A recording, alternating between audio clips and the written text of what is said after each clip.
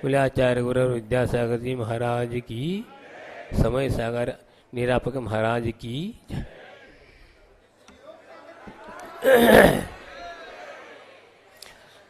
हाँ, अभी आप लोगों के सामने मंगलाचरण किया। ये मंगलाचरण मुझे करना पड़ा जब मैं यहाँ से आचार्य जी के आशीर्वाद से श्रवण बेलगुल गया था। 1993 की बात है।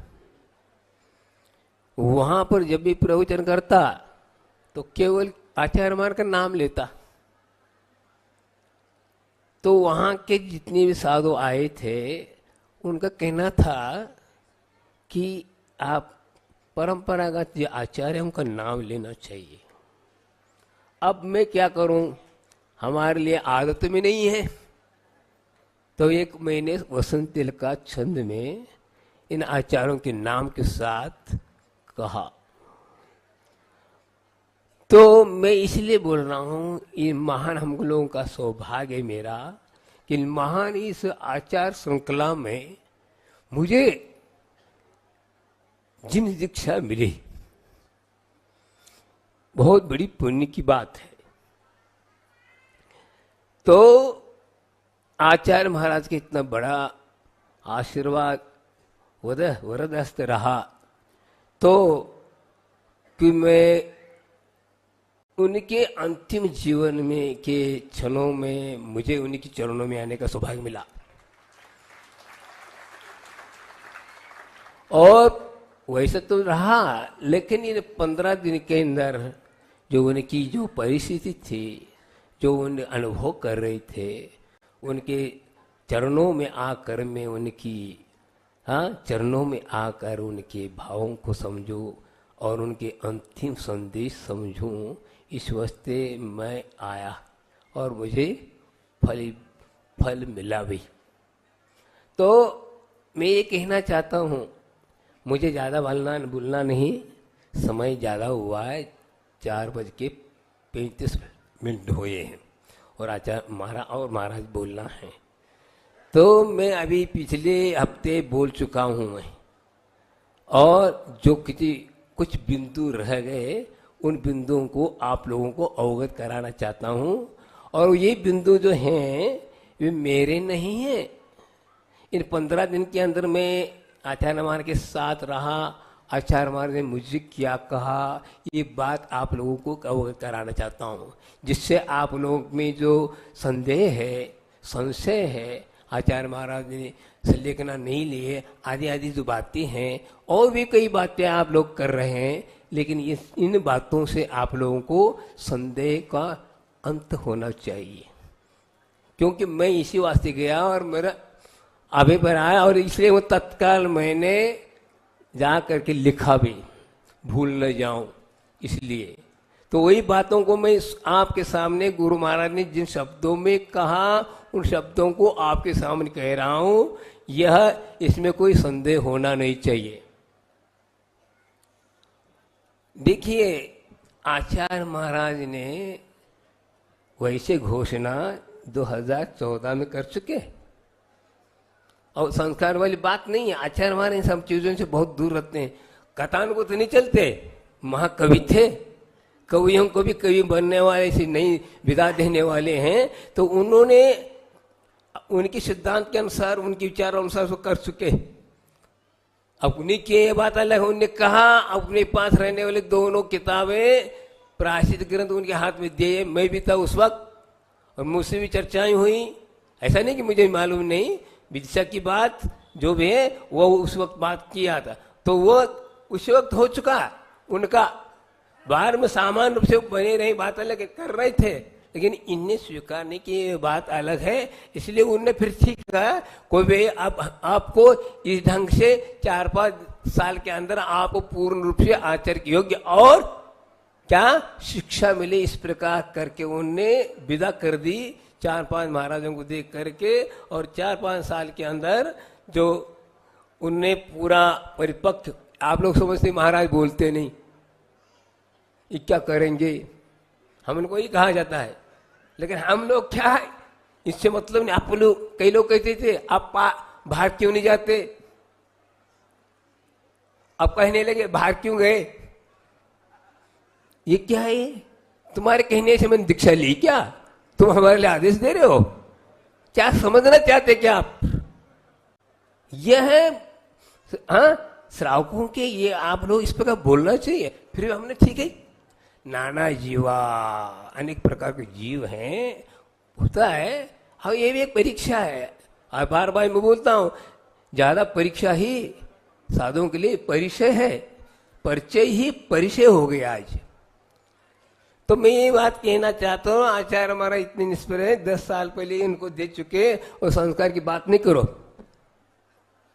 और इसी बात की आप यहां पर बोल रहा हूं कि लिखा है उसी को पढ़ रहा हूं। मैं पहली बार डायरी लेके पढ़ रहा हूं कि आप लोगों के संदेह को दूर करने के लिए।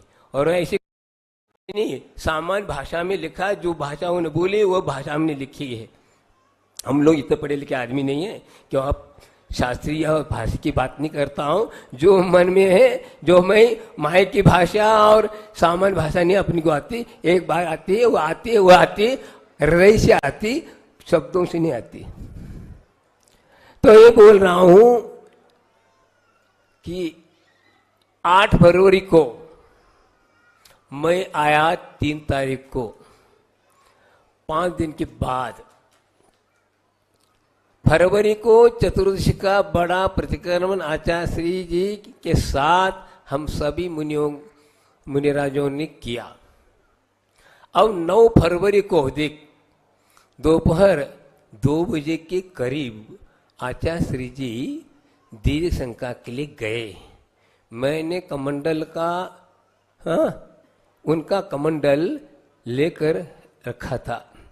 पीछे से पूज सागर जी और निसिम सागर जी और एलक जी, धैर्य सागर जी भी थे।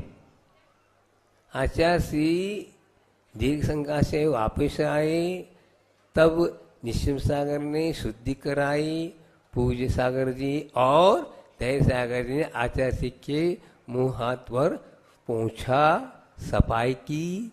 आचार्य श्री काय शुरू किया, उसके बाद मेरी ओर देखा, मैं वहीं खड़ा था। तो मैं पास में बैठ गया। बाकी महाराज थोड़ी सी बैठने से थोड़े से हट गए।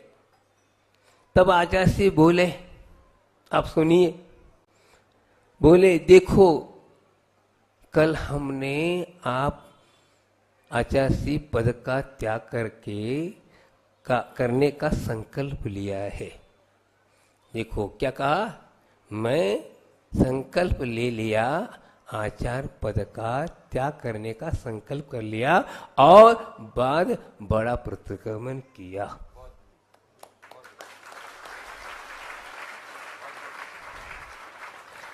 मुझे ये इस बात से ये है, आप लोग करवाएं करो, मेरे लिए तो ये डायरेक्ट बात की है और हम वही बात आप लोगों को सुना रहा हूं, मैं उनके शब्दों में, मैं अपने शब्दों में नहीं आया। तो ये मेरे आने का यह सार्थकता हो गई। आचार्य महाराज जी अंतिम और 2 आप लोगों को संदेह न हो, ये 2 बात कह के चले गए। हाँ, बड़ा प्रतिक्रमण किया। संघ के दायित्व एवं जिम्मेदारियों से अब मैं मुक्त हूं, मैं पूर्ण निवृत्त हूं। मुझे किसी भी प्रकार का कोई भी विकल्प नहीं है। बताओ, मेरी संकल्प पूर्वक संलेखना चल रही है। बताओ, समझ रहे, सुन रहे? अब इतनी बात भी क्या कहोगे? और मोबाइल पे गड़ब अपनी अपनी बातें कहोगे, सुनोगे, अब हमें सुनाओगे? मैं सबकी सुनूंगा नहीं, समझे? और क्या कहते हैं, देखो,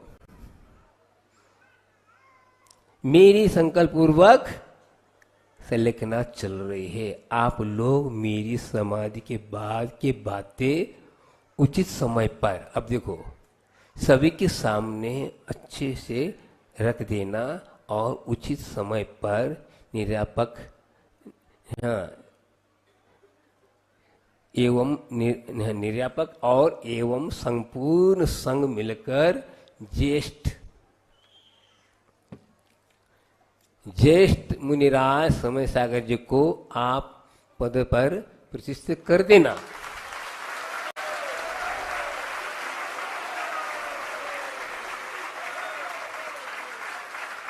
और आप सुनिए, और जब तक मैं यहां हूं समाधि नहीं है तब तक कोई किसी की बातें न करना।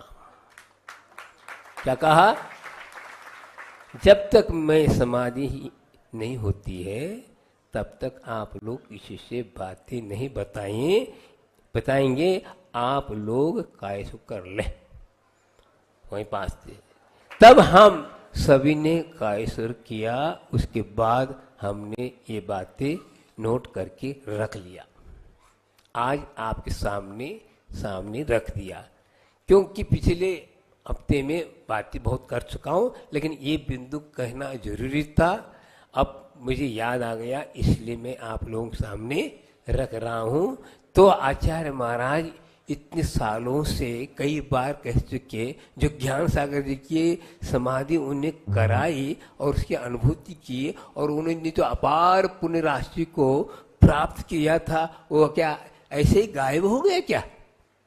नहीं, पूर्ण हुआ, उसका फल उन्हें मिला। और उनने इतना बड़ा मुनि समाज को एकत्रित करके आपके सामने रख दिया। बहुत बड़ी साधना है यह। अंतरंग यह वैयावृत्ति का फल है। और मैंने ये भी देखा, जो ये शब्द ज्ञान है काम में नहीं आता, अंत में बुद्धि चलती नहीं है। बस ओम भी यदि उच्चारित होता है तो बहुत बड़ा उन्हें ज्ञानवान माना जाएगा। क्यों? उस वक्त भी वो इतने सत के साथ ओम में लीन हो रहा है, ओम को ही जागृत उनमें लीन हो चुका है, और उसको कोई इस प्रकार का विकल्प नहीं है। तो आप ये सब बातें ठीक है। आप लोग जो है ना, आप लोगों की बुद्धि केवल प्रदर्शन की ओर दृष्टि दिखती है। उन्होंने ऐसा किया तो इसको यहाँ किया, ऐसा क्यों नहीं किया, ये क्यों, ऐसा क्यों? हमसे कई बार पूछ चुके, कई बार लोगों ने पूछे, मेरा ऐसे क्यों करते, क्या ऐसे क्यों करते, क्या आगम से हट के करते, ये बताओ। आगम से हट के करते हो तो बताओ, बाकी तुम देखते जाओ। बात यह है कि हम लोग यही देखते, हम लोग इसलिए शुरू से हम मौन बने रहे। जो आचार्य महाराज कहते वो करना है हमें, अपनी तरफ से कोई बात करना नहीं। तभी तो हम 50 साल तक गुरु महाराज के साथ रहे। हम बाहर जाए, यदि हम गुण करते, बाहर करते, तो हमें जो है क्या करना है। देखो, अनंत काल से कई बार हमने भी ज्ञान किया, प्राप्त किया, सब कुछ विद्वान बने, सब कुछ की सब पर्याय को प्राप्त किया, फिर भी त्यों आ गए नीचे।